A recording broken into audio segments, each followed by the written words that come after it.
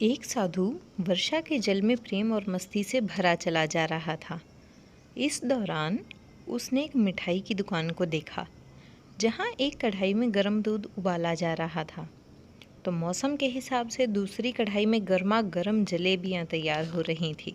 साधु कुछ क्षणों के लिए वहां रुक गया।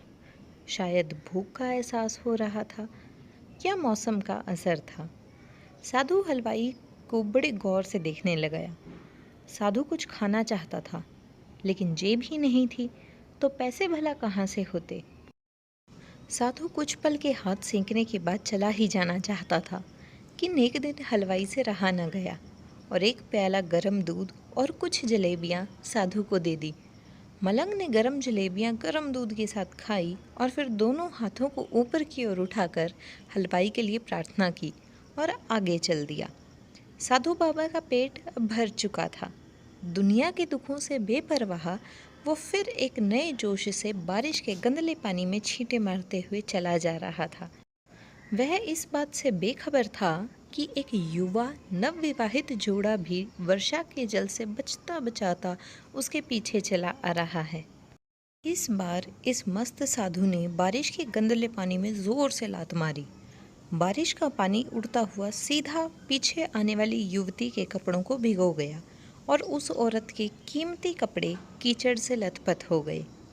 उसके युवा पति से यह बात बर्दाश्त नहीं हुई, इसलिए वह आस्तीन चढ़ाकर आगे बढ़ा और साधु के कपड़ों को पकड़कर खींचकर कहने लगा, अंधा है, तुझको नज़र नहीं आता? तेरी हरकत की वजह से मेरी पत्नी के कपड़े गीले हो गए हैं और कीचड़ से भर गए हैं। साधु हक्का बक्का सा खड़ा था, जबकि इस युवा को साधु का चुप रहना नाखुशवार गुजर रहा था। महिला ने आगे बढ़कर युवा के हाथों से साधु को छुड़ाना भी चाहा, लेकिन युवा की आंखों से निकलती नफरत की चिंगारी देखकर वह भी पीछे खिसकने को मजबूर हो गई। राह चलते राहगीर भी उदासीनता से यह सब दृश्य देख रहे थे, लेकिन युवा के गुस्से को देखकर किसी में इतनी हिम्मत नहीं हुई कि उसे रोक पाते और आखिर जवानी के नशे में चूर इस युवक ने एक जोरदार थप्पड़ साधु के चेहरे पर जड़ दिया। बूढ़ा मलंग थप्पड़ की ताप न झेलता हुआ लड़खड़ाता हुआ कीचड़ में जा गिरा। युवक ने जब साधु को नीचे गिरता देखा तो मुस्कुराता हुआ वहां से चल दिया। बूढ़े साधु ने आकाश की ओर देखा और उसके होठों से निकला, वाह रे मेरे भगवान, कभी गरम दूध जलेबियाँ और कभी गरम थप्पड़, लेकिन तू अगर चाहे मुझे वह भी पसंद है। यह कहता हुआ वह एक बार फिर अपने रास्ते पर चल दिया। दूसरी ओर वह युवा जोड़ा अपनी मस्ती को समर्पित अपनी मंजिल की ओर अग्रसर हो गया। थोड़ी ही दूर चलने के बाद वे एक मकान के सामने पहुंचकर रुक गए। वे अपने घर पहुंच चुके थे। युवा अपनी जेब से चाबी निकालकर अपनी पत्नी से हंसी मजाक करते हुए ऊपर घर की सीढ़ियां तय कर रहा था। बारिश के कारण सीढ़ियों पर फिसलन हो गई थी। अचानक युवा का पैर फिसल गया और वह सीढ़ियों से नीचे गिरने लगा। महिला ने शोर मचाकर लोगों का ध्यान पति की ओर आकर्षित कर किया, जिसकी वजह से उसके संबंधी और दूसरे लोग तत्काल सहायता के लिए युवक की ओर लपके और अस्पताल ले गए।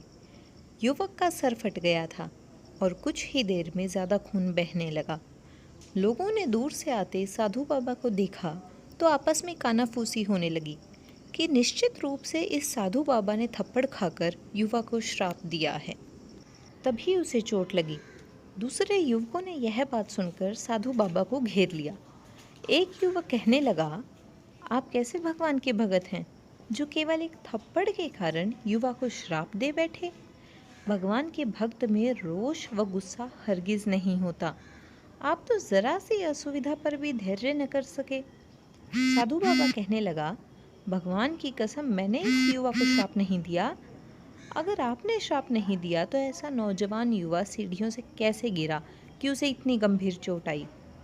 तब साधु बाबा ने दर्शकों से एक अनोखा सवाल किया कि आप में से कोई इस सब घटना का चश्मदीद गवाह मौजूद है? एक युवक ने आगे बढ़कर कहा, हाँ, मैं इस घटना का चश्मदीद गवाह हूँ। साधु ने अगला सवाल किया, मेरे कदमों से जो कीचड़ उछला था, क्या उसने युवा के कपड़ों को दागी किया था?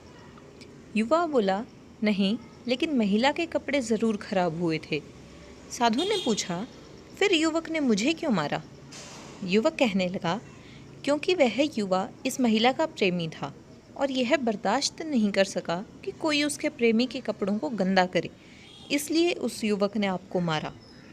युवक की बात सुनकर साधु बाबा ने एक जोरदार ठहाका बुलंद किया और यह कहते हुए वहाँ से विदा हो गया, भगवान की कसम, मैंने कभी किसी को श्राप नहीं दिया, लेकिन कोई है जो मुझसे प्रेम रखता है। अगर उसका यार सहन नहीं कर सका तो मेरे प्रभु को कैसे बर्दाश्त होगा कि कोई मुझे मारे। मेरा यार इतना शक्तिशाली है कि दुनिया का बड़े से बड़ा राजा भी उसकी लाठी से डरता है। सच है, उस परमात्मा की लाठी दिखती नहीं और आवाज़ भी नहीं करती, लेकिन पड़ती है तो बहुत दर्द देती है। अपने धन, यौवन और पद का अहंकार दूसरों को चोट पहुंचाने का कारण बनता है, किंतु जब समय का चक्र हमारी तरफ घूमता है तो हमारा कष्टों का दौर शुरू हो जाता है। हमारे कर्म ही हमें उसकी लाठी से बचाते हैं।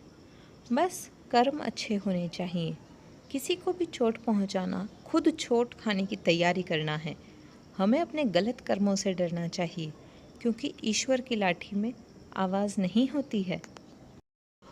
कैसी लगी आपको हमारी आज की कहानी? अगर अच्छी लगी तो वीडियो को लाइक, शेयर और चैनल को सब्सक्राइब ज़रूर कर लीजिएगा।